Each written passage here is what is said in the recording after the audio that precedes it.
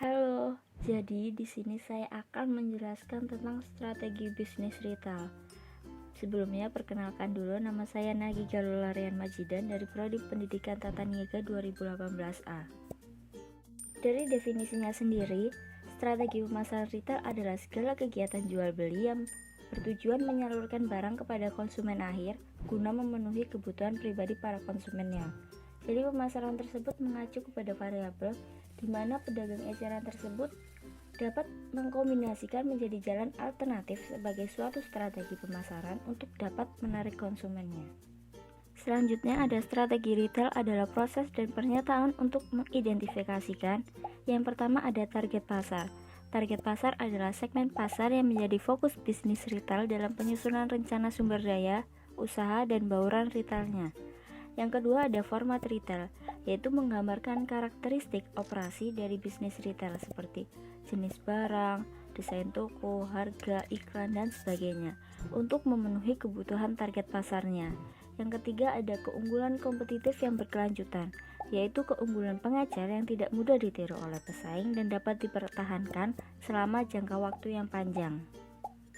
Selanjutnya fungsi retail. Jadi dalam suatu saluran distribusi ini, pengecer memainkan peranan penting sebagai penengah antara produsen, agen, dan para supplier lain dengan konsumen akhir.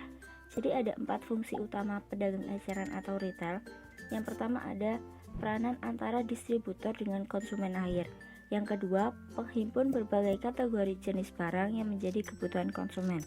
Yang ketiga, tempat rujukan untuk mendapatkan barang yang dibutuhkan konsumen. Yang terakhir ada penentuan eksistensi barang dari manufaktur di pasar konsumen. Kemudian ada jenis-jenis retail menurut Henry Ma'ruf. Yang pertama ada minimarket, yaitu toko yang relatif kecil yang menjual barang kebutuhan sehari-hari. Biasanya itu berukuran antara 50 meter sampai 200 meter.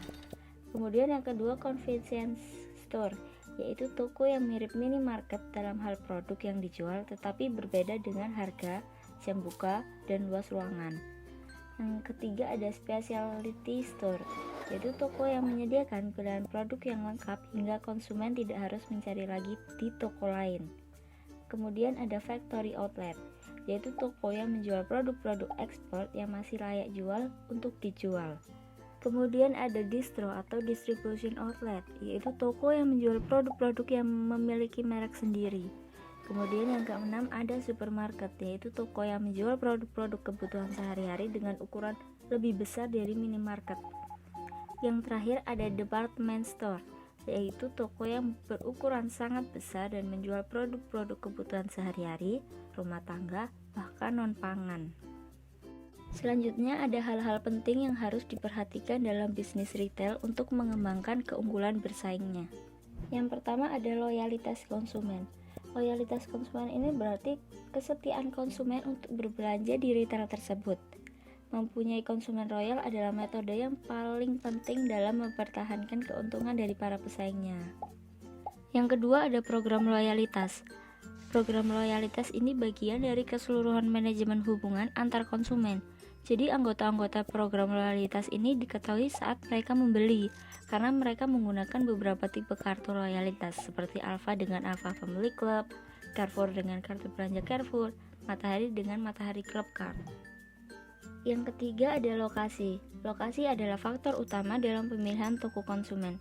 Lokasi akan mempengaruhi pertumbuhan bisnis retail. Jadi area yang dipilih itu harus mampu untuk tumbuh dari segi ekonomi. Contohnya seperti Starbucks. Starbucks itu mereka menciptakan keberadaan pasar yang sulit untuk disaingi. Kemudian Carrefour. Carrefour selalu menentukan lokasi yang selalu strategis. Kemudian yang keempat ada manajemen sumber daya manusia. Jadi retail adalah bisnis tenaga kerja intensif. Jadi para pegawai memiliki peranan penting dalam memberikan layanan kepada konsumen dan membangun loyalitas konsumen. Kemudian yang kelima ada sistem distribusi dan informasi. Semua retail berusaha untuk mengelola usaha secara efisien. Jadi mereka terus-menerus memenuhi kebutuhan konsumen untuk menggunakan kesempatan guna menarik perhatian konsumen dari para pesaing dengan menawarkan beberapa jasa, barang, dan penyajian visual yang lebih baik. Yang keenam ada barang-barang yang unik. Retail mengembangkan merek-merek berlabel yang merupakan produk-produk yang dikembangkan dan dipasarkan oleh retail dan hanya tersedia di retail tersebut saja. Kemudian yang terakhir ada layanan konsumen. Jadi layanan konsumen yang bagus merupakan aset strategis yang sangat berharga karena dibutuhkan waktu dan usaha untuk membangun sebuah tradisi dan reputasi.